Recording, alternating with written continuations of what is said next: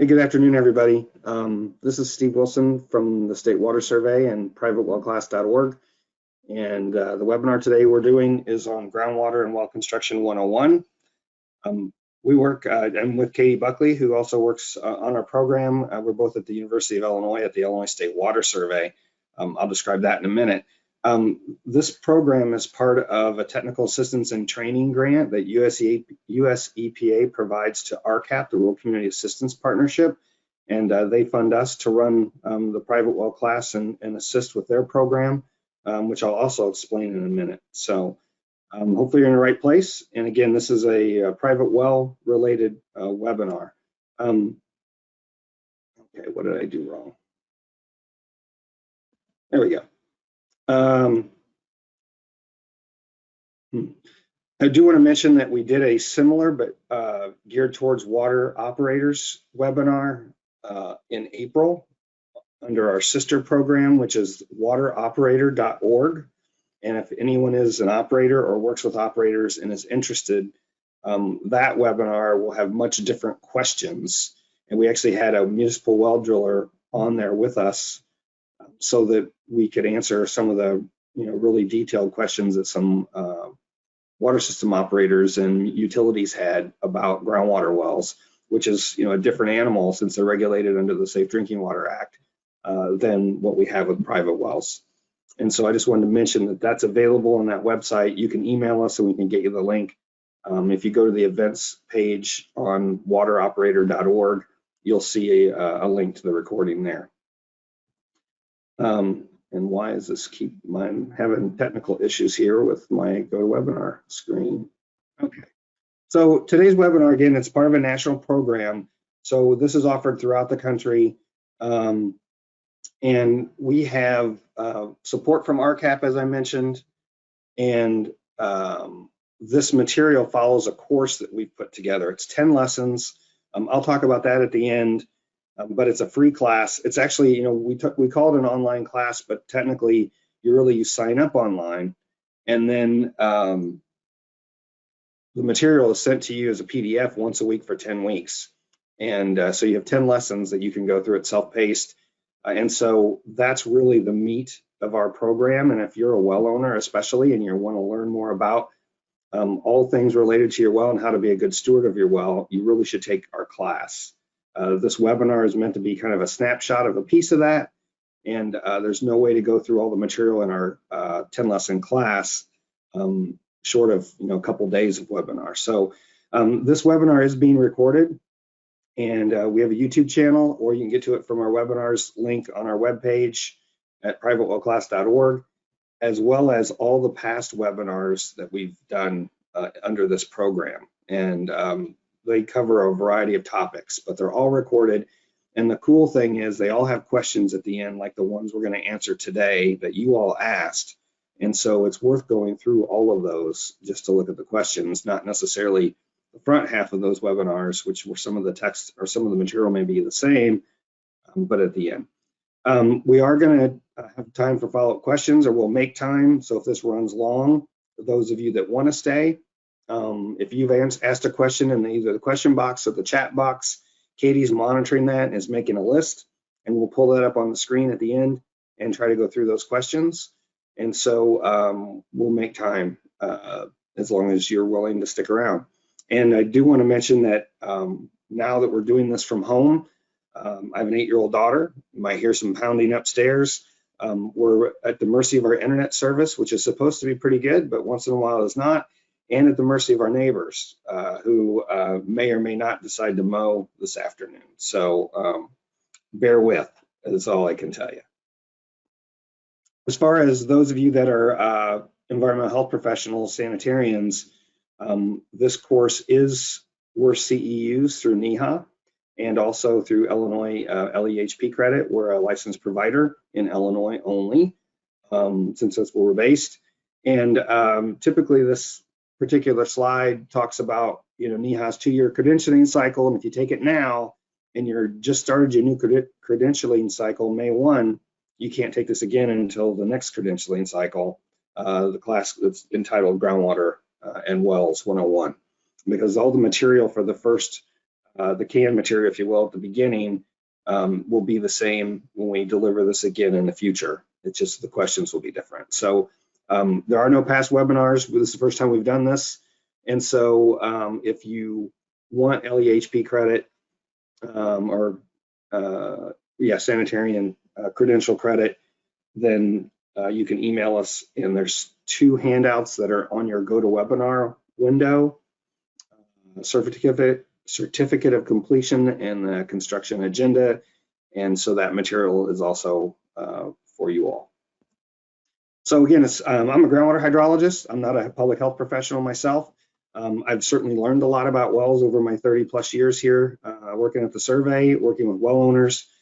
But I'm a groundwater hydrologist and a civil engineer by trade, if you will. And Katie Buckley's also with us. She's a water resources specialist and works on the private well program, provides a lot of support, and she's here today to field your questions in the chat and question box, and we'll try to answer. And we want to, because of the pandemic and everyone being at home, we've had the last 2 webinars have had certainly a lot more folks who've signed up. And when you signed up, you could also ask questions. And so we are answering some of the questions today, but we probably got over 100 questions, and it would take us all day to answer all 100 of those. And it's just, so we picked a few that we thought were different and or that were the most commonly asked, because we get some questions almost every time, and we have new folks on every time. So it's the important stuff, like what to sample for. And so we will go through those, but we may not get to your question today. We're going to get to what we can. And Walt Kelly, who's the head of our groundwater section, he's also a geochemist, certainly helped answer some of the questions we had. Okay. So RCAP, the Rural Community Assistance Partnership, they fund us, and they also are technical assistance and training providers around the country. They operate as 6 nonprofits, regional nonprofits, and you can see those listed there. And so the reason, this program, the private well program that they run, has really 2 components: an internet-based component, which is us and the private well class, and a boots on the ground based component, which involves doing classes in person for both well owners or professionals who are interested, especially environmental health professionals. And also we've developed an assessment tool, and they go out and, at a request of the well owner, will go out and assess their well for them and tell them what their vulnerabilities are, what they might need to change, what they should be aware of. And I'll describe that in a second. But they have staff in every state. And so whenever there's an issue, like when I get a call from a well owner, which happens almost every day, sometimes I can answer their question, and sometimes I direct them to the RCAP person in their state or in their region to help them, because it'll take a little more one-on-one. So we have this assessment tool. This is just a front page of it. It's 9 pages. So it's pretty detailed, but it walks through everything related to your well, your plumbing system, your septic, how far away you are from a public water system, a whole bunch of questions, backflow devices, so that we have a comprehensive set of information about your well that then we can explain to you and give you good advice. And the benefit to you as a well owner, that's free, and they hand this back to you once they've completed it, and they'll look up well logs for you if you don't have your log, if it's available, which a lot of times they're not, but it's a way to learn a lot about your well from someone who's got that experience. And so you can contact us if you're interested in getting an assessment done, and I'll mention that later here too. But what it is, it's really, for those of you who are public health professionals and work with community water supplies, it's like a community sanitary survey. Those are required by the Safe Drinking Water Act every 3 years for every community water supply. And so we've developed a form that's similar to that, to look at what might be vulnerable, what might be missing, does it have a sanitary well cap, all those things. And that way we can give advice back to the well owner saying, here, this is what we recommend. And again, none of it is set in stone. It's all up to the well owner if they want to make any changes, but it's a way to identify an individual well and its specific needs, if it has any. And what I could tell you from my experience is that every well is different. I mean, there's always something about 2 different wells at 2 different houses that make every well unique, and every situation is unique. So it really needs to be dealt with that way. I still get run into situations where I've not seen it before. And so then I rely on a driller or a well professional to help me understand what's going on. So, so they're a great tool. And the biggest thing is it allows folks to communicate and understand their well better and understand what the real issues are. So RCAP's done over 2,000 of these around the country already. They've also done a bunch of workshops with health professionals to train them on how to use the assessment tool. And so, you know, that's twofold. It also helps if you are someone who serves well owners or works with them, like a county health department, then you should really know who your RCAP person is. They can help you set up webinars, or well, probably that too, but workshops, you know, provide any kind of support materials. They're there to help you. That's what our grant's all about, technical assistance and training. So I work at the Water Survey. Most people have never heard of it. It's a sister agency to our state geological survey, which every state has a state geological survey, but Illinois, for whatever reason, in 1895 set up this sister agency called the State Water Survey. And it was started because of cholera and typhoid outbreaks around the country or around the state. And it was a way to start testing and understanding water treatment and things that communities could do to prevent outbreaks of cholera and typhoid. So this is really near and dear to me, the old stuff, because we're working on archiving all that information, including pictures and slides from over 100 years ago.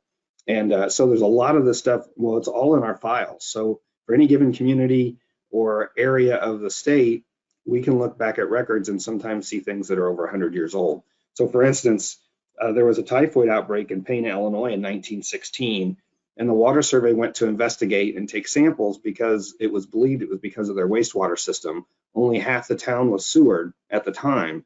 And as it turns out, it was because of the Pana Ice Cream Company, which is listed here. And it wasn't their ice cream, it was their milk, which they had 7 farmers who provided milk. It all went into one big vat, and everybody used the same bucket to get their milk out. And it caused, there were 36 cases over a month. And the survey staff went down there and figured out what was going on and stopped the outbreak. You know, there's a lot of these old pictures. Here's a young man in New Athens, Illinois, helping a water survey chemist do some water sampling in town. And then here's an old well that used to be the hand pump well for this community. And you can see the boxes there, the water surveys there taking a water sample. And you can tell by the vehicles. I don't know exactly what year this was. I'd have to go look. But it's pretty cool to think that we've been involved doing this kind of work for over 100 years. So for well owners, getting to our topic today, the thing to remember is, you know, community water supplies are regulated. They require a licensed operator. They have to treat water to meet certain standards. Private wells are not regulated. It's really up to the owner and the user to be sure the water's safe. And you can't go by taste, odor, color. Sometimes, you know, cloudy water, I know there was a question about cloudy water. I'm not sure if I answered it or not. But that doesn't mean it's not good. It could just be sediment, and it has no health effects at all. It's certainly not something you want to drink if it's cloudy. But you know, things like arsenic, which are naturally occurring in groundwater, you don't see it, taste it, or smell it whenever in your water. It's just there. So the only way to know if your water is safe to drink is to test it. Period. And I grew up on a dug well that was only 14 feet deep that did get cloudy every time it rained. So I understand those issues, but now I live in a community where I pay $40 to $50 a month for my water. And that means someone else, that's the cost for licensed operators and staff to make sure there's water. When I turn on my tap, it always works, that it's safe water and it's been tested, and that, you know, all the things related to maintenance and providing that when I turn on the tap, that water always comes out is your responsibility as a well owner. And regarding this program, this webinar, as well as our class and all the work that we do related to it, here's what it's really about for well owners. You need to understand your log and where your water's coming from. That means the geology that your well's finished in, where your pump's set, what kind of, are you getting water from granite, or is it sand and gravel, or is it bedrock, or is it limestone? I mean, all those things matter. How much water you have, whether it's low yielding well or not. Those are things that you can learn about for yourself by going through this material and asking questions. And there are also things related to natural occurring contaminants. It's nobody's fault, it's just there. Arsenic's the 7th most common element in the Earth's crust. That's the way it is. There are some states where there's a lot of arsenic, and there are some states where there's hardly any, and that's just geology and the way it is. So, and our hope here is, some well owners are well equipped to be well owners, and we also find some who are not. They don't understand. I get stories every once in a while from a water operator who'll get a call from a well owner complaining about not having water, only to find out that they're not on city water, they're on a well, and they didn't realize it. Either they just moved in, or they've never had a problem with it. It's amazing to me, but those things actually happen. And so hopefully what our class does is give you enough information that you can ask better questions of your local health department or extension or driller, so that you are better informed and understand what's going on and how it works. And then, the big message is you need to sample your well, and we'll talk about that later. So a little geology first. There are two types of systems, two types of aquifers, if you will. So you're getting your water typically from either a porous system, which is like sand and gravel. It means it's not consolidated, which is rock. So it's glacial materials, which are deposited by glaciers in the northern third of the country, or along a river where there's alluvial, which means deposited by water, materials that you can dig through with a shovel. And then if this block here was sand and gravel, then the yellow grains are the sand grains, and the water exists in the pore spaces. The porosity of this is close to 30%, which means 30% of that space between the grains is air if it's dry, and it's water if it's full. So if you have a full sand and gravel aquifer that's 100 feet thick, if you took all the sand away, you'd still have 30 feet of water. So sand and gravel aquifers actually provide a lot of water, typically, if they're very thick and they're saturated. And so that's why you see a lot of irrigation along river bottoms. There's not only plentiful water, but there's also sandy soil. And so they need to use that to that advantage.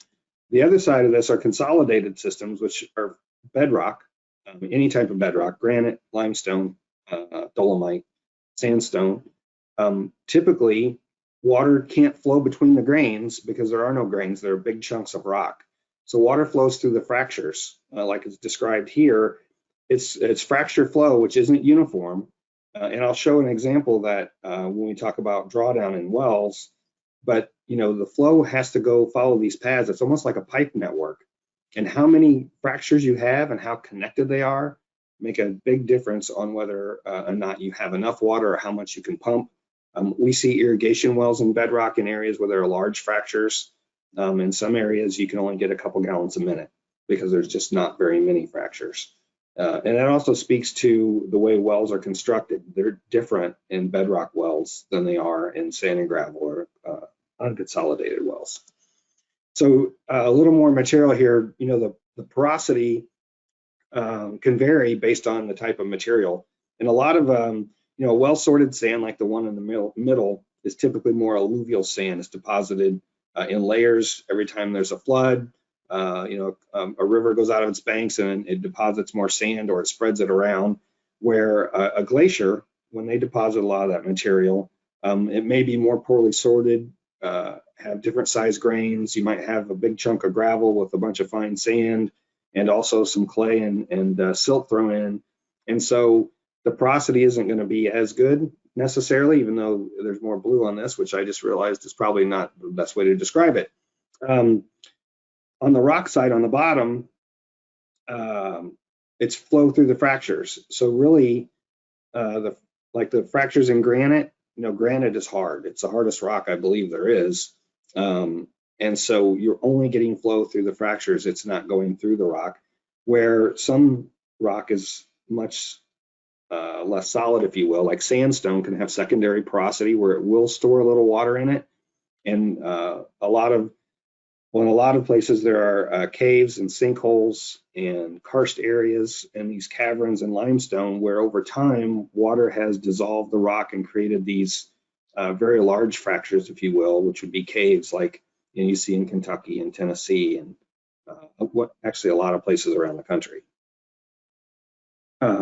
The other side of how water flows through the geology in the ground, the one is porosity. How much actual physical volume of water do you have? If I go, maybe I didn't have that other slide. Like I said, 30% in gravel for porosity. Granite might be 1% porosity. If you took a large volume of granite and looked at the fractures, only 1% of that might be space. So it really matters how much water is available based on porosity.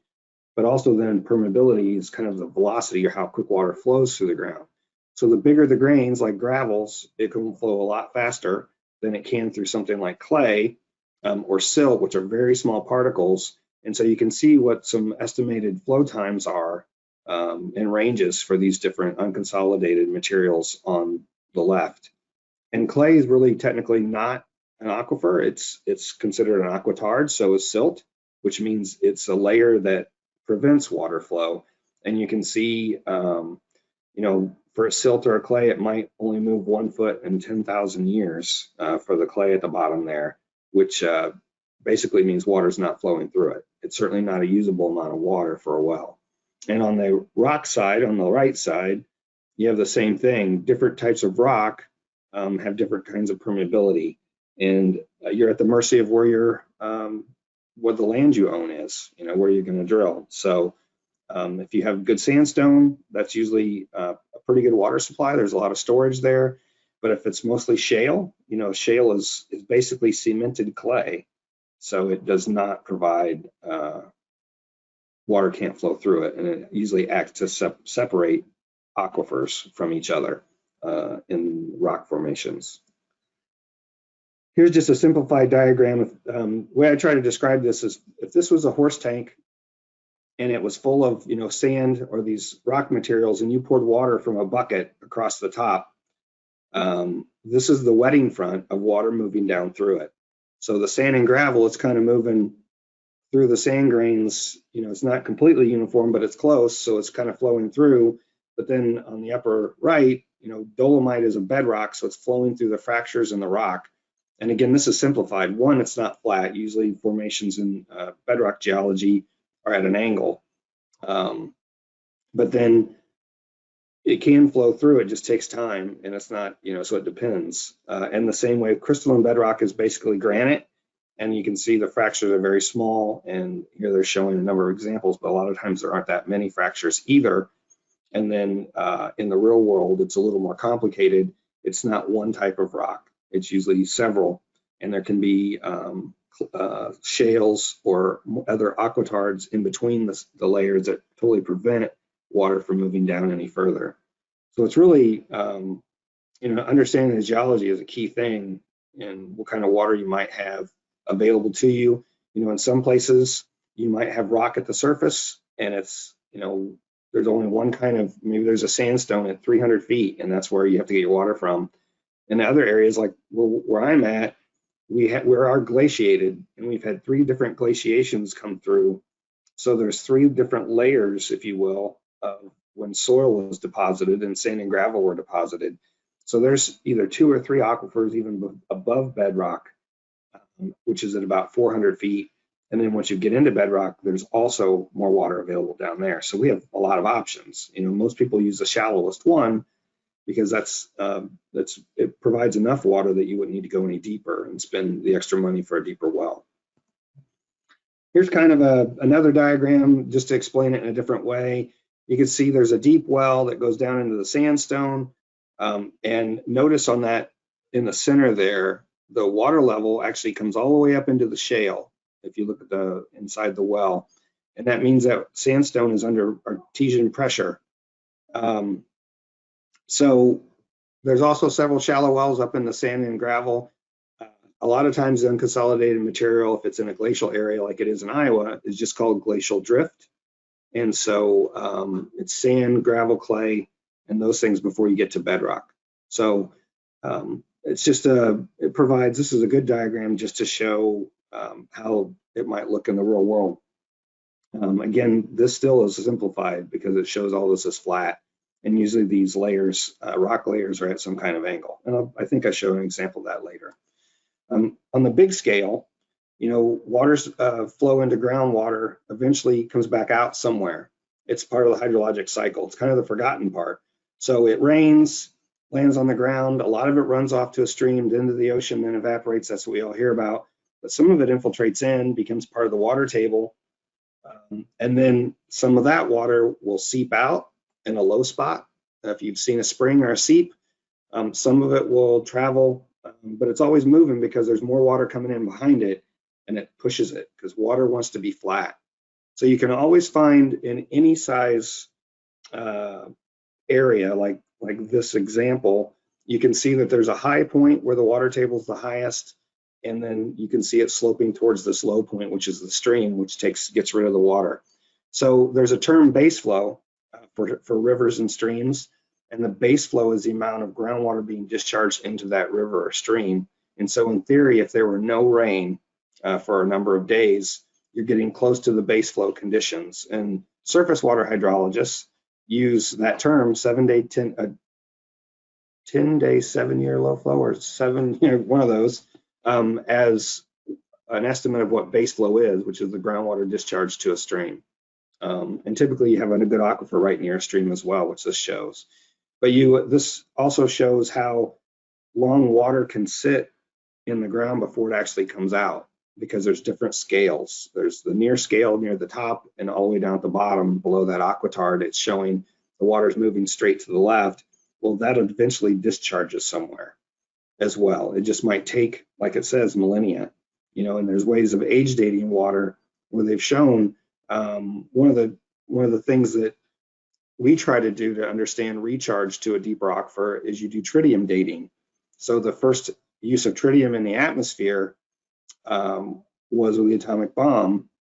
And so before then, when it was they were first tested and used,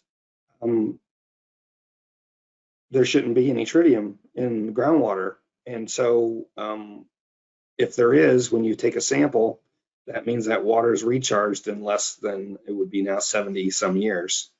So that's one way. And then there's also ways of dating using other signatures from different elements. Like, some of the geological survey guys can tell you if it's 10,000 years old or 100,000 years old, which means it's very slow recharge. And so those are the kind of things we can do with that stuff. So regarding aquifers, really, like I said before, what kind of aquifer you're going to put your well in, or your well is in, varies by the geology you have. You may have more than one option, like I mentioned, or you may not. And in some areas, there's really no real aquifer, but you have a shallow water table. And so a lot of times you put in a dug or bored well in those instances, because there's no real aquifer to put a drilled well into. Okay, so these are 3 examples of a dug or bored wells. And a dug well is a hand dug well, like the one I grew up on. My grandpa hand dug it in 1933.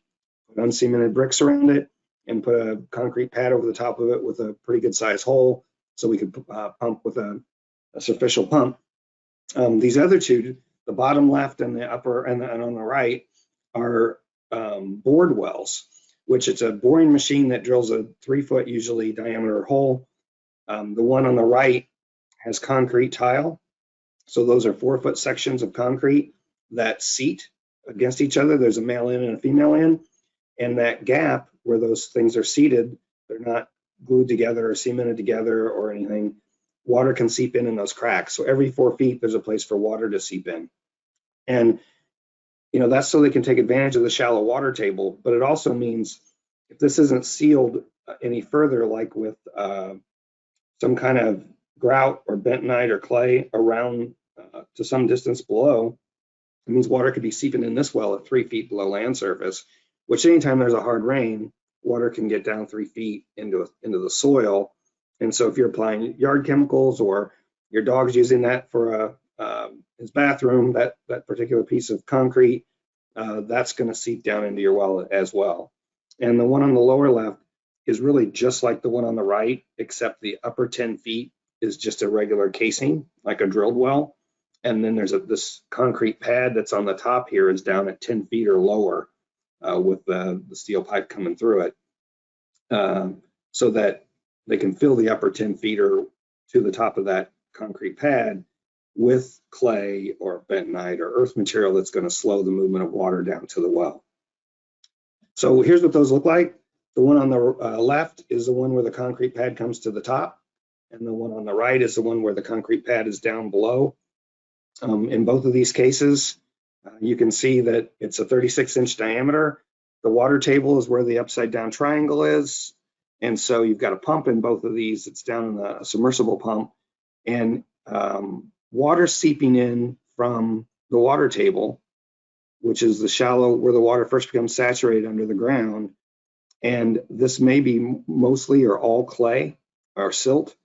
Typically, if it's glacial till, it'll also have little lenses of sand, which it shows here. And so the reason you put in a well like this is because water can't flow very easily into the well. So if you pump it very much, it's going to go dry.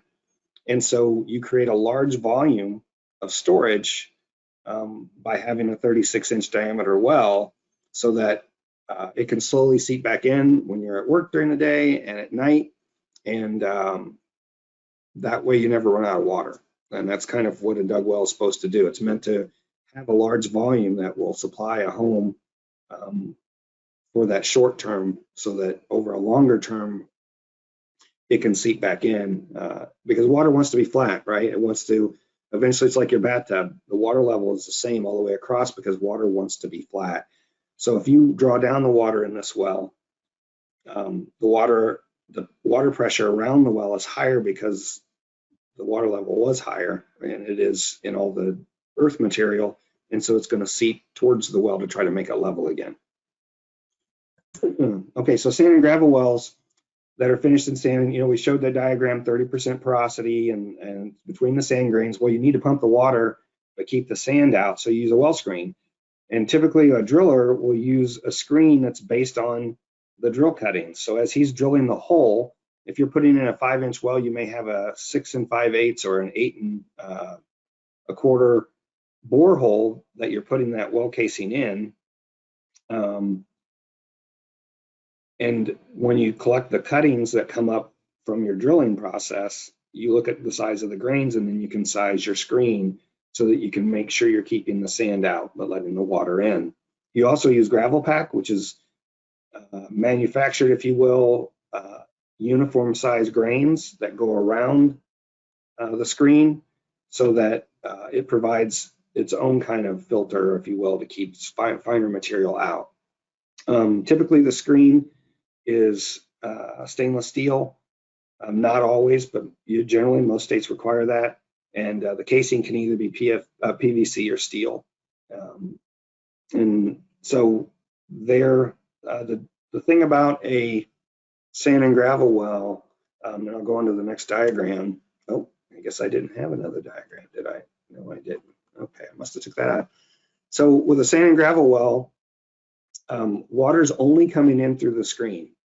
So if I have a 200-foot well, and that's where the sand and gravel is, and I put a well in with 5 or 10 feet of screen, usually it's only 5 or 4 with a private well, then water's coming in from 196 to 200 feet below land surface and nowhere else. The rest of the pipe is solid.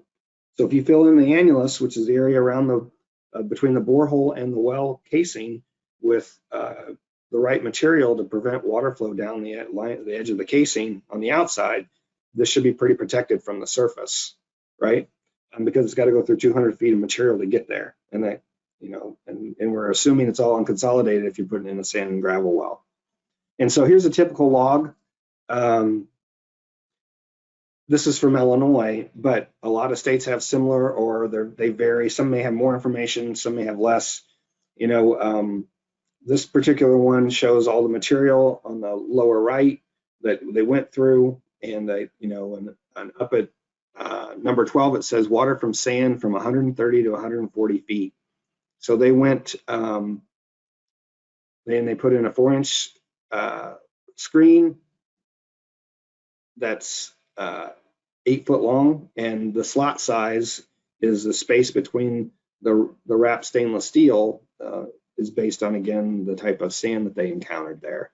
So the rest of that, 230 feet of 11-pound drive, I believe that's steel casing, and it's a 4-inch well. So there's a lot of good information on here. It's something you should have because it says a lot about all the details related to your well, even who the driller is, if they're still around. Sometimes, you know, a lot of drillers have went out of business, or they've changed hands and changed the name, or those sorts of things. But if it's a drilling company that's still around, even if you can still ask them questions, right? Even if this well's from 1974. So, and in this instance, Sims is still around. They're still in business and operate in our area. So Bedrock wells, here's the difference. So if you look at this diagram, it says steel casing right in the middle. And if you follow that down, it only goes 20 feet into bedrock, and then it stops. So a bedrock well, and not in every case, sometimes if you have sandstone especially, or you have some kind of loose material and fractures, you might case it all the way down or further down. But a typical construction is you drill down through the overburden or the drift that's on top up here into the rock about 20 feet, and you seat the casing in the rock, in a solid part of the rock, and the rest of it is not cased at all. So when you drill through rock, you know, rock's solid, right?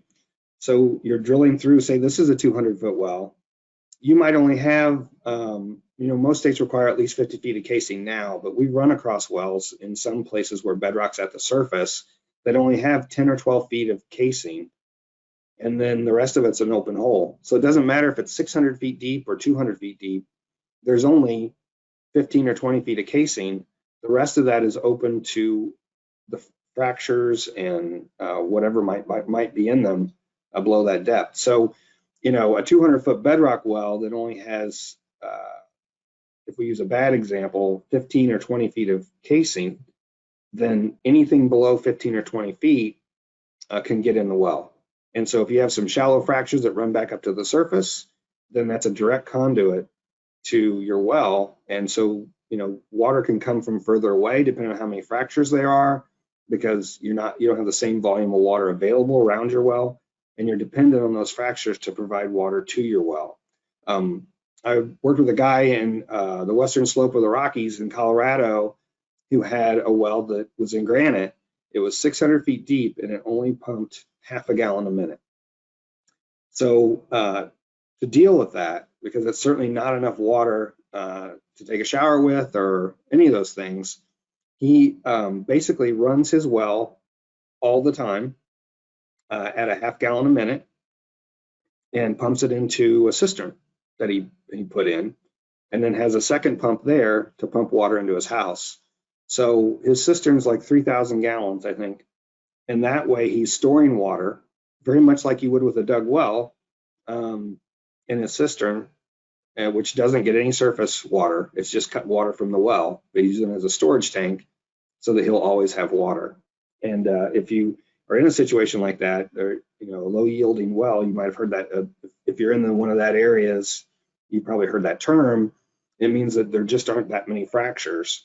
And, you know, a lot of wells don't yield very much water. And that's just, unfortunately, the way it is. It's like whether you have oil on your property or if you had a gold mine on your property. It is what it is based on how the geology was put there. So the other thing I mentioned is bedrock wells can be influenced over a larger distance because they are only using fractures. So if there's only one fracture that actually crosses through the well bore that was drilled for your well, then all the water is coming from that one fracture.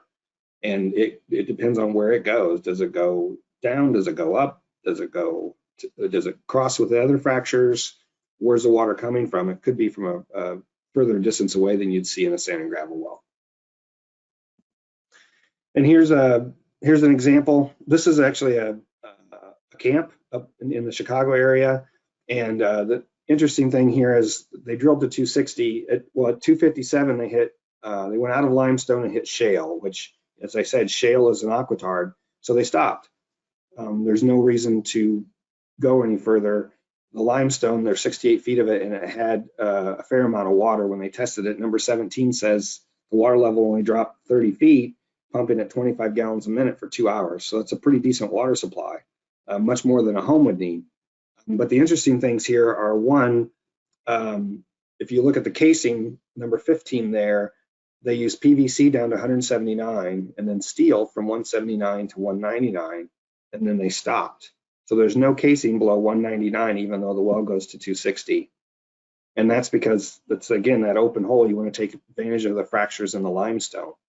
And so where it says broken limestone under the formations in number 18, that's when they hit the top of the rock, is around 189. So they went 10 feet into the rock, seeded the steel so that it would be solid, and then they attached the PVC on that, and then ran that up to the surface. It's lighter. It's that's the way a typical well, at least here, is drilled. And there's a mistake on this log. Since this is typed, it probably was done in the office, and the person who typically does this typing, and this was back in 1980, so is probably used to the bottom formation, which in this case is hard gray shale, 3 feet to 260, being the formation where the water is coming from. So they just filled that in that way. They put water from shale from 257 to 260 in number 12. And actually it's not, it's from the limestone, from 199 to 257. So, and I say 199 because there's steel casing down to 199 and they can't come in above that. So good information to know. You know, this is something you could, if you have your well log, you can take it to a local driller and just say, hey, can you explain this to me? Or, you know, if your health department, actually, like in Illinois, our county health departments are the ones who take these logs in and file the permits for drilling wells. So they have a person who in some cases even inspects a new well. Most of them are now, I guess. It used to not be that way, but the rules have changed. And so they would be able to explain this to you as well. So as we go through this, you know, there's just a lot of issues for you to be concerned about as a well owner. Your water quality, source water protection is something that a lot of people don't think about. But your well can not only be a risk to you and your family for your public health protection, but if it's not sealed properly and there's a spill and it contaminates an aquifer, depending on the flow direction of the water in that aquifer, you could affect your neighbor's well or a municipal supply, or you know, there could be a seep nearby that's in a nature preserve. I mean, there's just a lot of cases where things like that have happened. And so it's as much about source water protection as it is anything else. Obviously, the most important thing is protecting your health and your family's health. And so water quality in that respect is, you know, the paramount issue. We also see that every time something shows up in the news, then we get a lot more questions. So for instance, when Flint, Michigan happened with the lead problem there, that was completely a community water supply and an issue with the porosity of the water and lead pipes in the system and in people's homes. But a lot of people were concerned with their private wells. And you should test your water to know what the pH is and what the corrosivity may be, regardless. But you need to also understand all those issues. But we have like water operators tell us that they've issued boil orders and put it in the local paper, and they get calls from private well owners asking if they need to boil their water. Well, a boil order happens because there's been a break in a pipe in a community water supply so that it could have let something into the water system that's supposed to be a closed system. And so it has nothing to do with a private well. And it's just, those are the kind of issues that do bring attention to water. And we've seen a lot of them lately. And I think that's why we're seeing a lot more work related to private wells in the last 5 or 6 years, which is a good thing because there's so many of them in the country.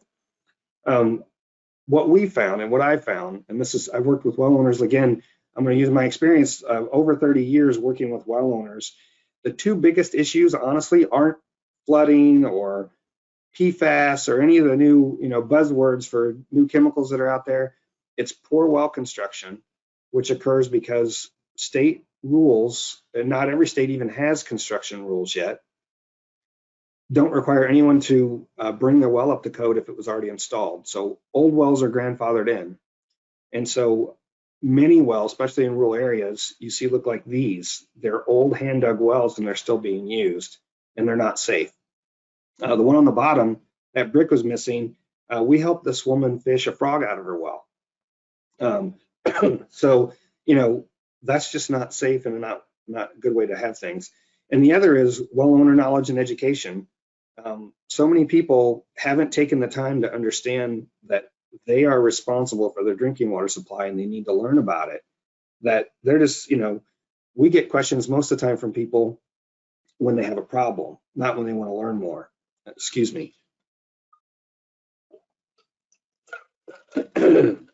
And it really should be that you take responsibility for your well, and that's what our class is. It's not easy to go through. It's probably close to 80 pages of material in the end, between 10 lessons. But if you go through it, you're going to know a lot more about your well and how to take care of it. And that's the message we have is, many questions could be even avoided or problems could be avoided if people took the time to learn more about their well and their water supply. So poor construction, and that really is a huge issue. Even though construction codes have changed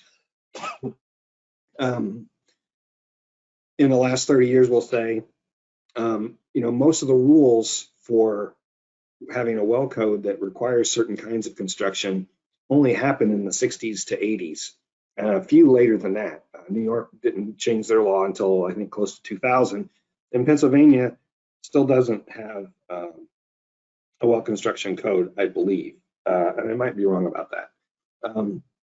They didn't at one time. So existing wells are grandfathered in, as I said. Also, wells are in pits. So especially in northern climates where you have frost and freezing, wells used to be put underground in a pit so that they could be below the frost line in the middle of the winter, so the pipes didn't freeze. Well, there's still a lot of wells that are in those. They're dangerous. They're a safety risk. Yeah, and they, there's stories all the time about how someone's broke through something and fell in, or tractors got stuck because it went over a lid and it caved in. And also a lot of hand dug wells, like the one I grew up on was put in 1933. It's still in use, and yeah, that's a different story. But they not only provide opportunity then for surface contamination, but they're also a safety hazard, as I mentioned. So here's two examples. The one on the left is where this plywood had been over top of this well, which is what that is with a corrugated pipe, in a little well house. A woman who lived there, she fell in and it killed her.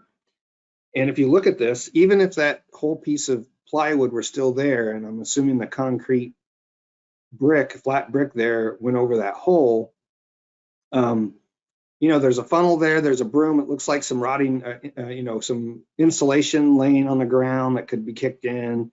Probably not safe from rodents, any of those things. It's just not the way. That's going in their well, and that's going to end up, affecting the quality of their water. And a lot of times it's out of sight, out of mind, and that's kind of a problem. And the one on the left, this is a well that wasn't being used anymore, but it had been.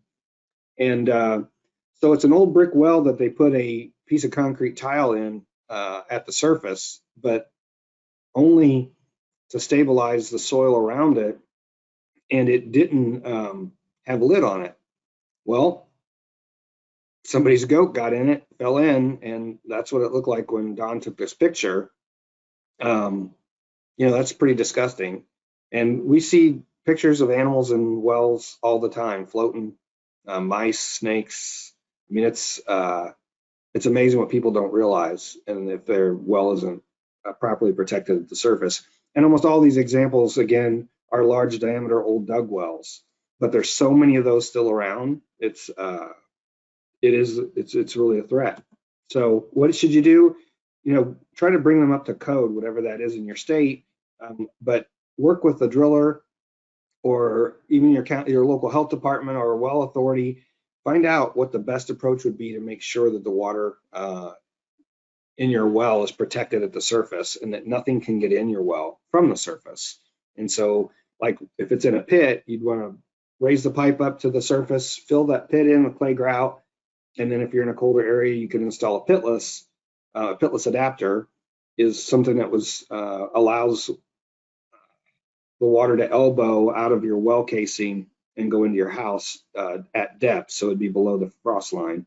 But then it'll pull out, so you can pull it out when you pull the pump out, and that's what's typically used today.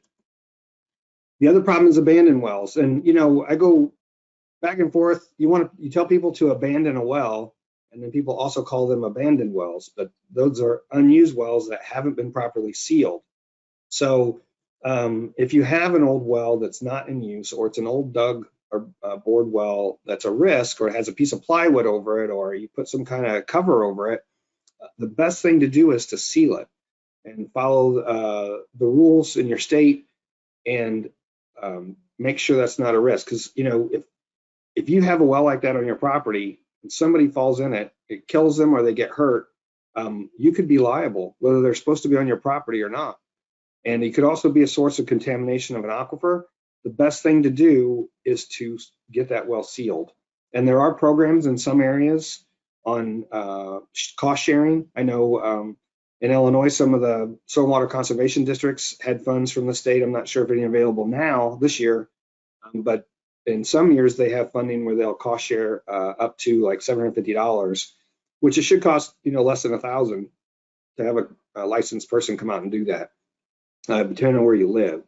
But other states or jurisdictions have their own programs where they'll cost share getting well sealed. And I know in Iowa, they have a grants to counties program that their state legislature provides funds to the county health departments, both for sampling and for well sealing. So it's a really good way to minimize the cost and get that taken care of, because they are a risk, especially to others. And here's just some examples. These two pictures, like the woman who fell to her death, one I forgot to mention, all came from the Washington State Department of Ecology. They have a blog, and in Washington State, their Department of Ecology is the state agency that licenses drillers and manages well construction code. And so they have a blog. They showed some of these pictures, and it's interesting. The guy in Sheldon fell 45 feet and he walked away. So you just never know. And these newspaper clippings are from the 80s and 90s in Illinois, except the third one. It's a toddler trapped in Texas. That's the Jessica McClure story. If you remember that, it was covered live on CNN for, 24 hours or so as they dug her out of a 18-inch well, I think. And she's grown and has her own kids now. It's been that long ago, but it happens and people die. So aquifers versus aquatards. I forgot this was sequenced. We mentioned sand and gravel and limestone and sandstone. So it's any type of material, geologic material, that will yield enough water for it's a source of supply. So the confusing thing here, which we don't really need to go into, is that means different things to different people. You might have a perfectly fine well that provides plenty of water for you, but a community couldn't come in to that same location and put in, a 16-inch well in the same aquifer and pump it at 300 gallons a minute. The aquifer may not be that good where it can sustain that. So to them, that wouldn't be an aquifer, but it is to you. So that's what an aquifer means, that there's enough water in that geologic material to provide force. On the other, I'm unmuted, okay. On the other side of that is an aquitard, which is a geologic material that doesn't provide enough water, basically. And it usually stops water from leaking through from one aquifer to another. And so it acts as a barrier for water movement. And again, different users will define that in a different way. So aquifers can be either confined or unconfined, and the simplest way to describe an unconfined aquifer means it's not full. So it has a free surface. So if I'm a sand and gravel aquifer near a river, the water level may be down at 7 or 8 feet, and it's 50 feet of sand, and the rest of it's saturated. That's unconfined, and it's got a free surface. That's at 7 feet. And so at that point, the water's at atmospheric pressure, so it's not confined in any way. Where a confined aquifer is one that's completely full, and because it's full and there may be other areas further away in the aquifer that are at a higher elevation, it puts it under pressure. So it's called artesian pressure. And it doesn't mean it's flowing. It just means that the water level in a well in a confined aquifer would rise above the top of the aquifer.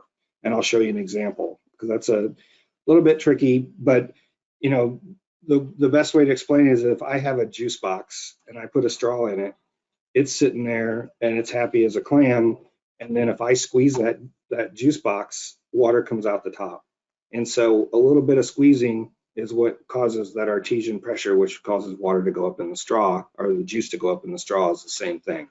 So here's an unconfined aquifer.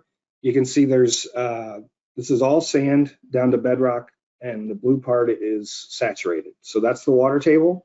That's where water, from there on down, it's completely saturated. We're above that. It's called the vadose zone. It means it's not saturated. It doesn't mean there's no water in it, because there's some water held in the pore spaces anyway. Like if you take a shovel out in your yard and dig, it's not like the ground is dry. A lot of times you can squeeze it together and make a mud ball, if you will, but it's not completely saturated either. And so that's what that level is. And again, water wants to be flat as much as possible because of pressure.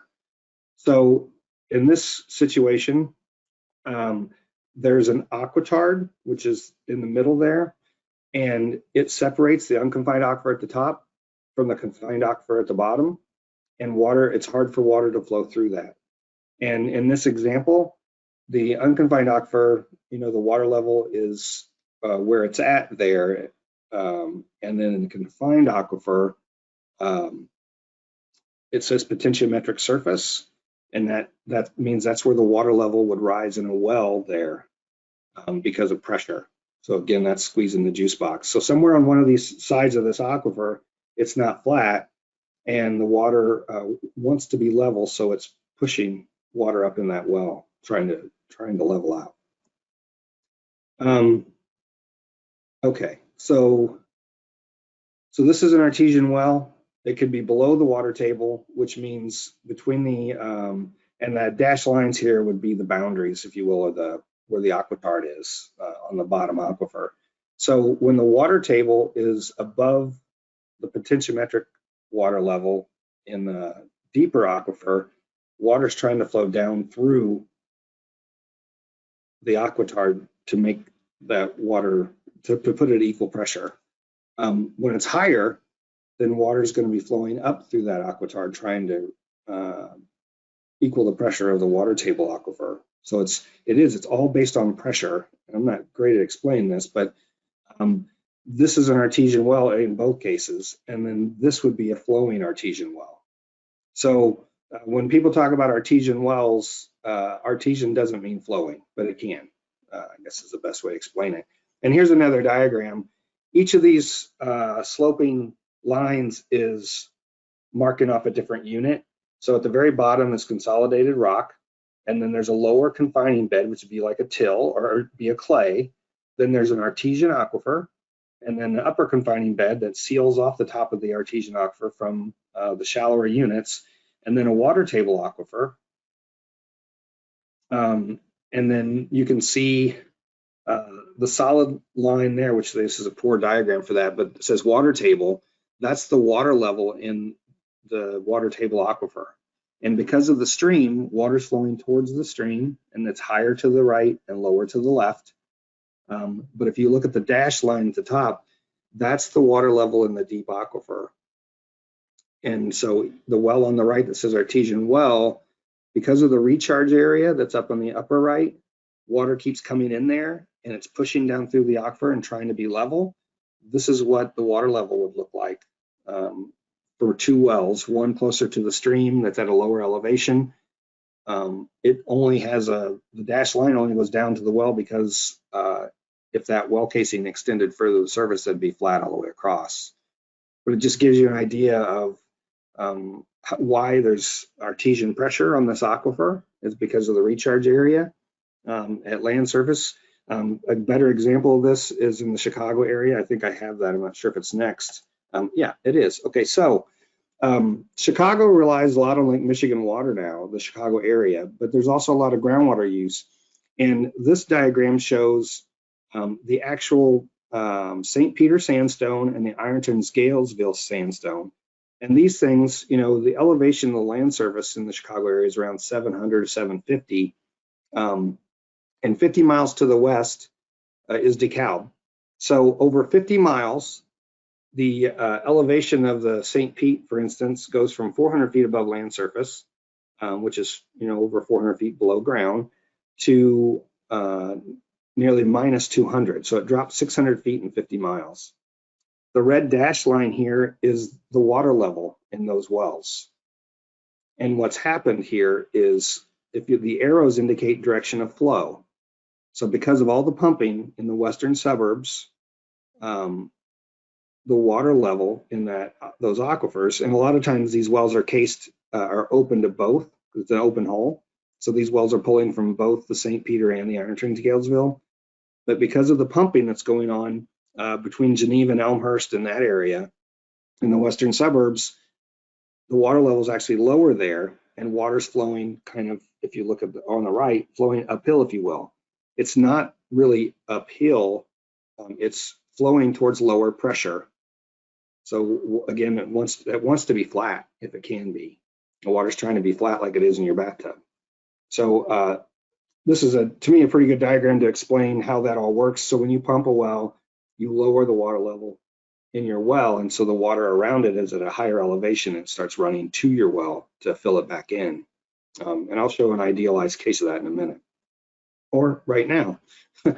So when you pump water out of your well, it's called, it creates a cone of depression. And these are sand and gravel examples. But these diagrams, the one on the top is like if you could slice into the ground and look at it from the side. And the one on the bottom is if you were standing over top of it and you could see the lines of equal water level elevation. So in the well is going to be where the water's the lowest because that's where you're pumping from. And then water's trying to come in through the screen to fill it back in. And it creates a cone of depression is what this is called. So it's a, you know, if the sand were totally uniform, it would be an ideal case like this where it'd be uniform circles. And that's not what happens in the real world, but it's you know, it's close. So in this example, they're pumping this well and it's lowered the water level from 460 down to 400. And then you can see how far out it affects the water table and the water levels. So if there are other wells nearby, it may lower water in those wells as well. The distance that this affects the aquifer and the depth, the drawdown are totally dependent on how fast water can come in, which is your permeability, and how much water is available, which is part of the porosity. So, you know, if this is a really good aquifer, that sand and gravel aquifer with a, you know, 30% porosity, and it extends a long way, so there's a huge volume of water available. Lowering this 60 feet means you're probably pumping 2,000 gallons a minute to do that. You know, we monitored a test for 1 million gallons a day, which is about 700 gallons a minute. And I think it, you know, I want to say 100 yards away, there was only 6 inches of drawdown maybe because the aquifer was so good, if you will. But that's what these diagrams are for. So again, if you have 2 wells, they're both competing for the water that's between them. And so the water level is lower there. And this is what it looks like. And so, you know, one of the things we do if we design a well system like for our community is we make sure that we understand the hydraulic properties of the aquifer well enough that we space the wells correctly, because if you get them too close together, they'll interfere with each other and may cause both to fail. And so, you know, for private wells, that's not necessarily going to be an issue, but I'm showing this just really to describe what how this all works. And then if you're close to the edge of an aquifer, there's no water available further to the left, and so it can't replenish as quickly, and the well is affecting the ability for water further on the right to get past the well. So it kind of makes a weirder shaped cone of depression, if you will. And on the opposite side of that, if you're down in the bottoms near a river, the river is likely replenishing a shallow sand and gravel aquifer.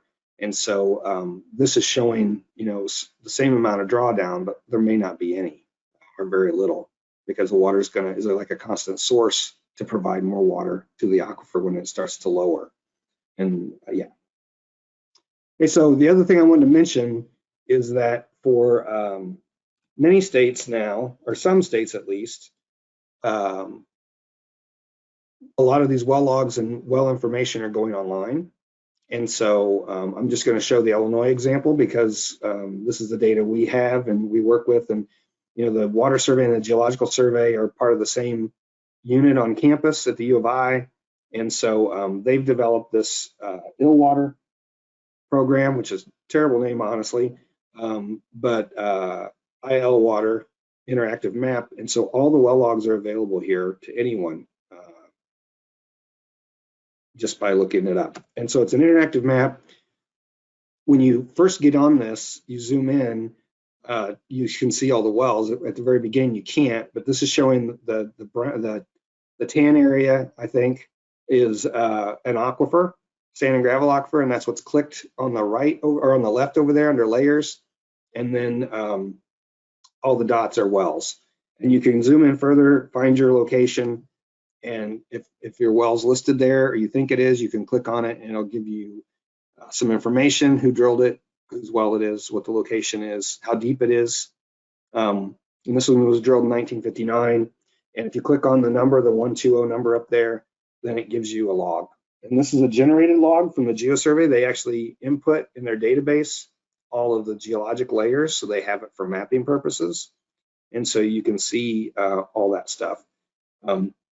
Also, for some wells, the water survey also keeps a set of records of all the water well records, and we've actually scanned the original logs.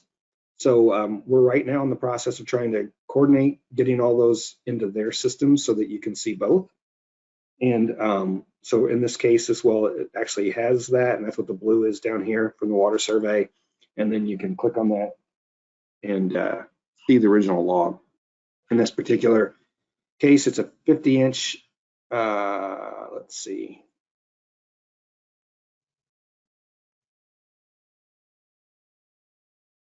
Yeah,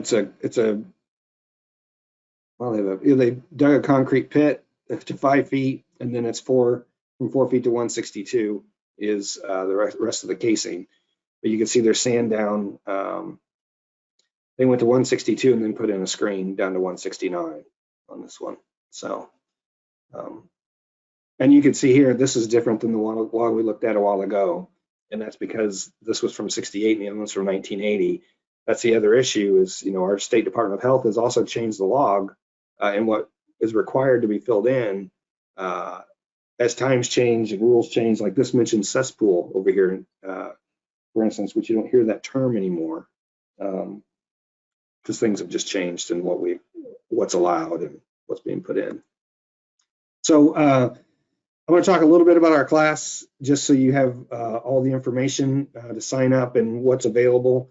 Again, as I mentioned, it's 10 lessons. It's self-paced. So it's actually really, you just need an email address. And we ask for your first name and what state you're in.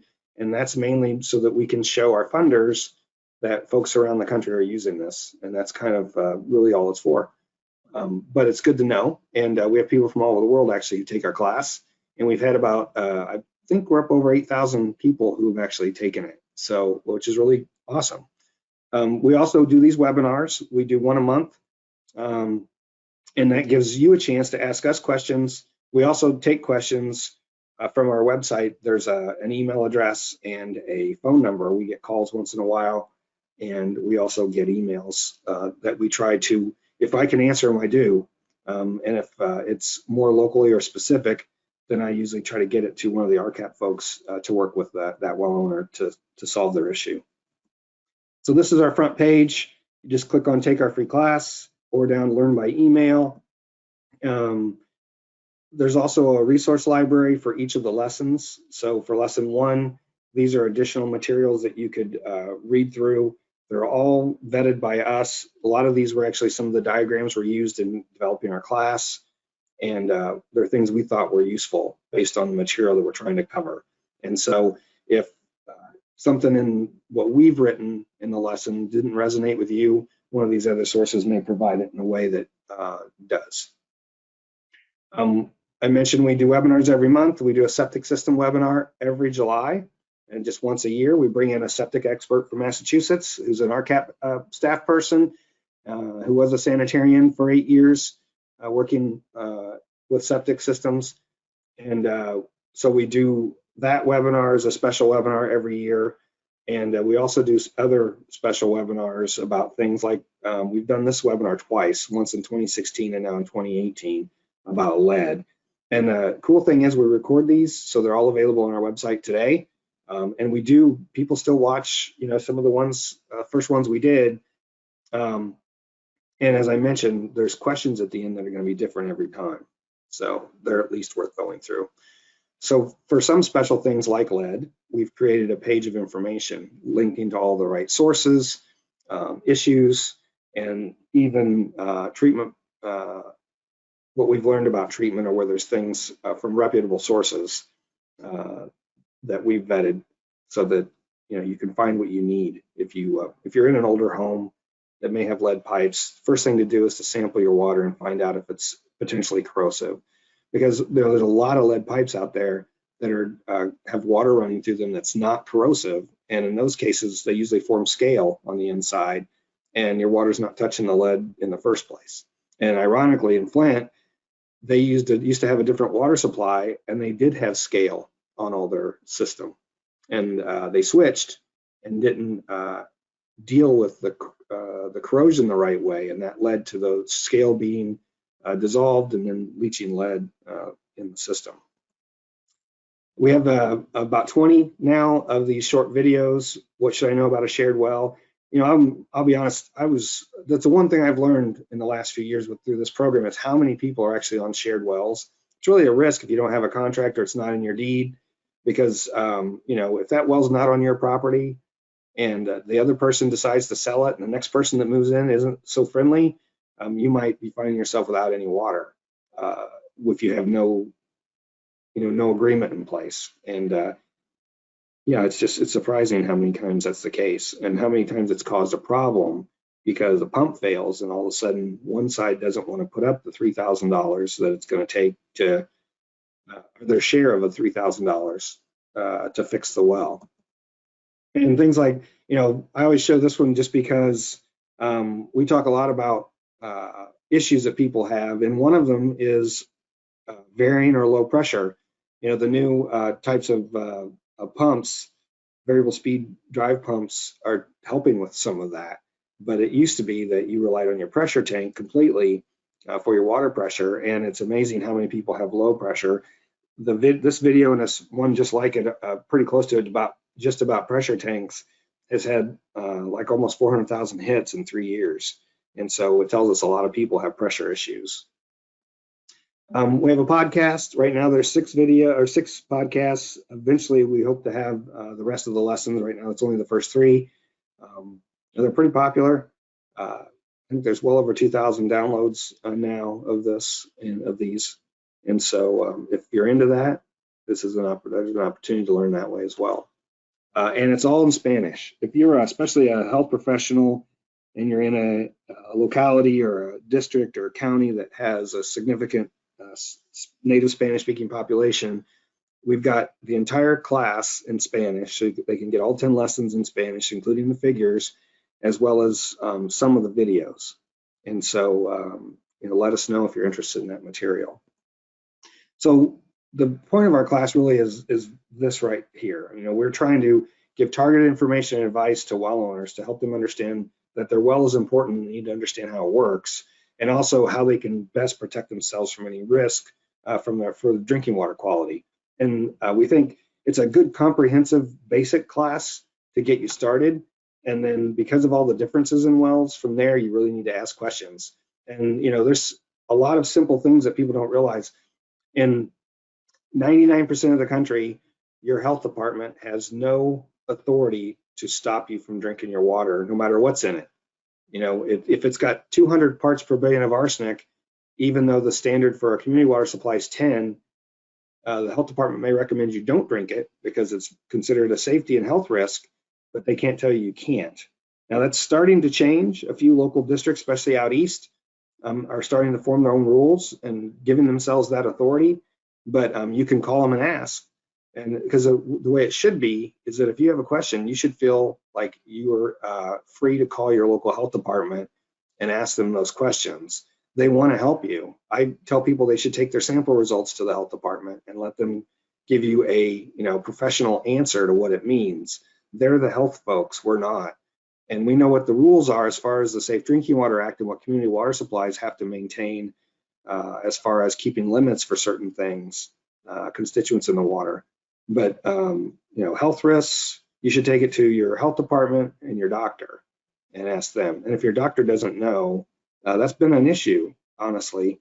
And we're hoping that we can reach out more to the medical community to understand this is a lot bigger issue.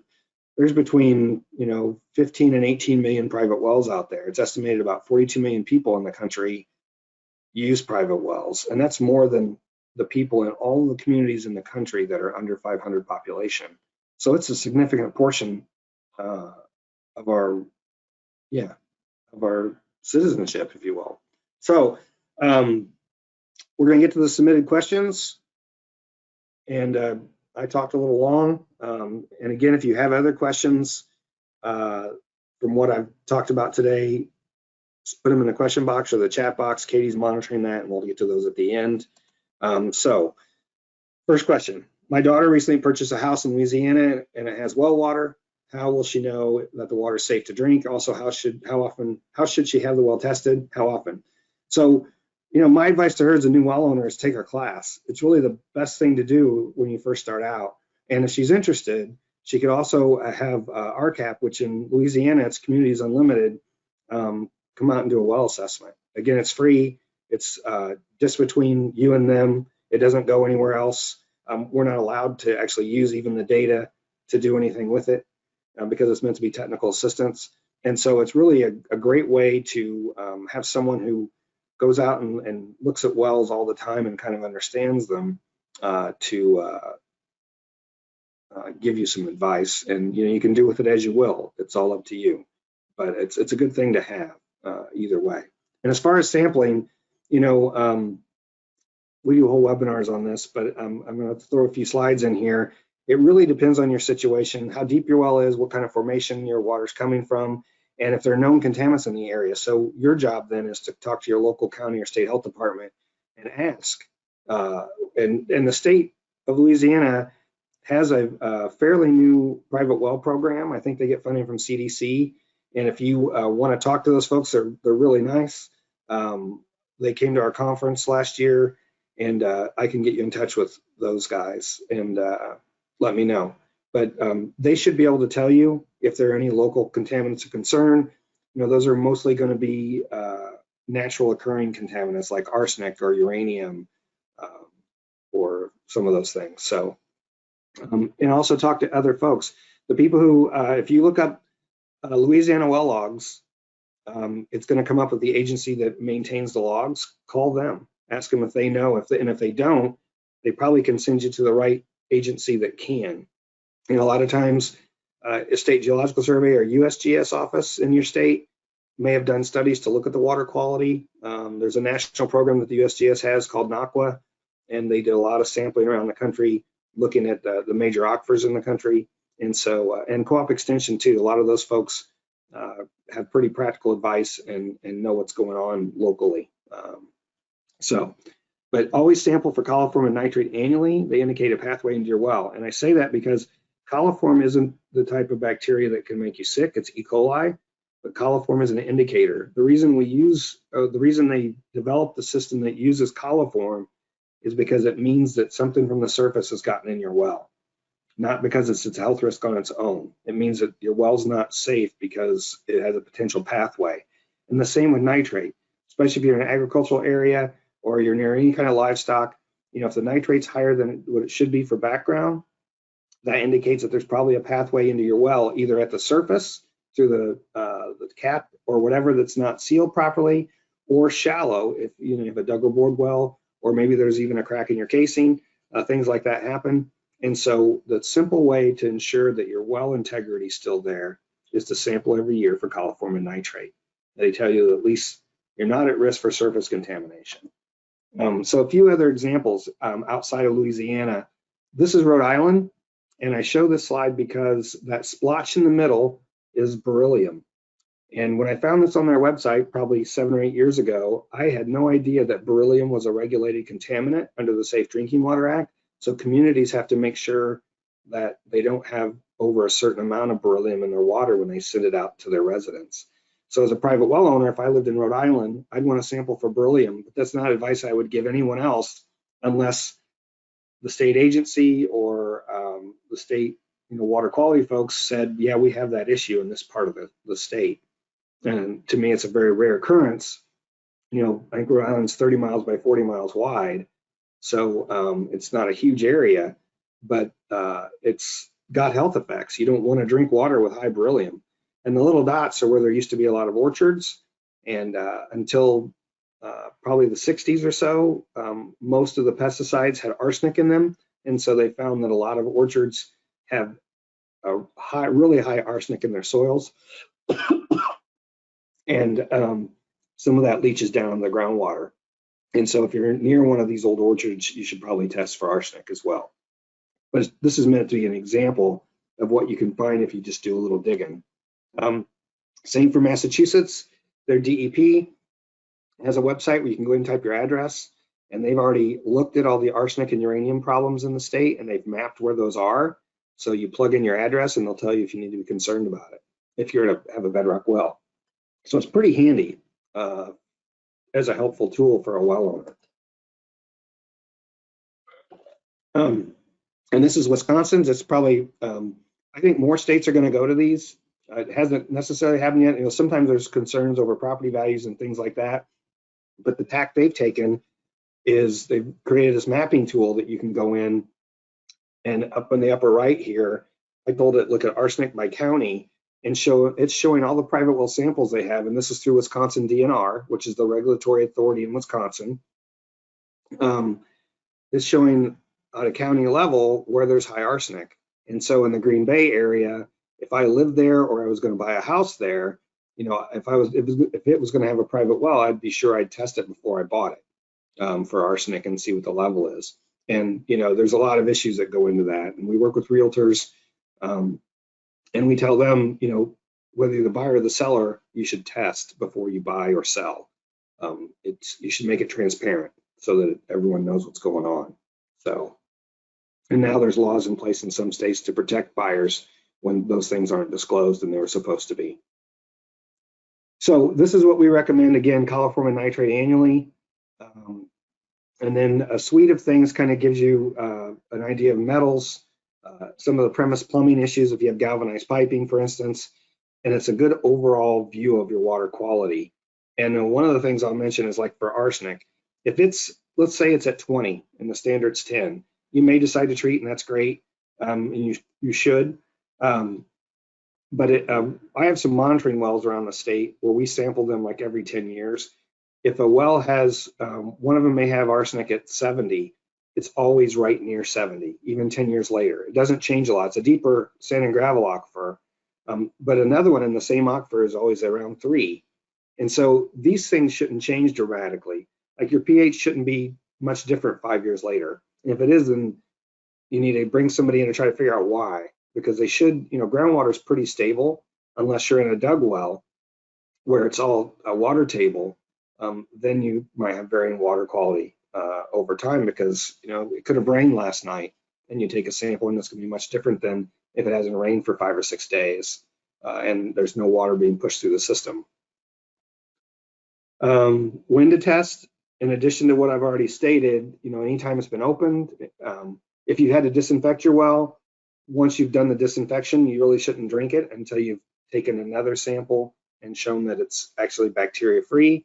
And then anytime there's an emergency response event, and this is a picture of a well that the cap was melted because of a forest fire. This is a home that was out in the woods, and there's a video on what you should do if you're in an area like that to prepare for a potential fire, because those melted wires, if the power was to that well still, it could burn up your pump and ruin it if those wires melted together. So sealing abandoned wells. What's the most economical way to destroy abandoned and retired wells? Okay, so